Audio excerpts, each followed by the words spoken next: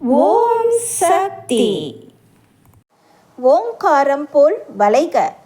பல நாட்களில் அன்னை கூறிய உபதேசங்கள் சில கீழே தரப்பெற்றுள்ளன. மகனே, என்னை எவ்வாறு காண்பது, எவ்வாறு அறிந்து கொள்வது என்று நினைக்கிறாயா?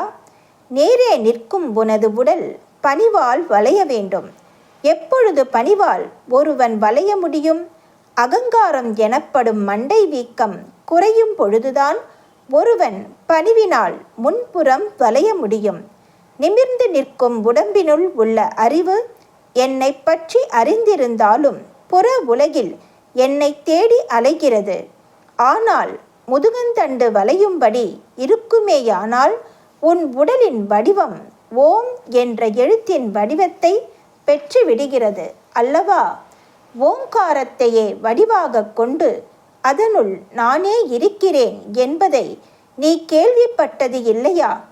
ஆகவே நீ முதுகந்தண்டின் வளைவுடன் பணியும் பொழுது உன் கண்கள் புறத்தே பாராமல் அகத்தே பார்க்க முற்படும் பொழுது அங்கே என்னை காண முடியும்.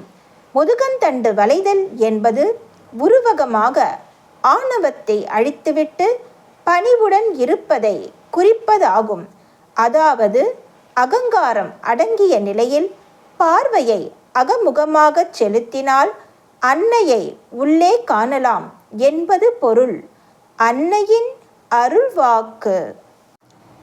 என்னுடைய அருள்வாக்கு என்ற பாத்திரத்தை பயன்படுத்தி எதிர்கால வாழ்வினை அமைத்து கொள்ள வேண்டும். எல்லோருக்கும் பகிர்ந்தளிக்க வேண்டும். அன்னையின் அருள்வாக்கு.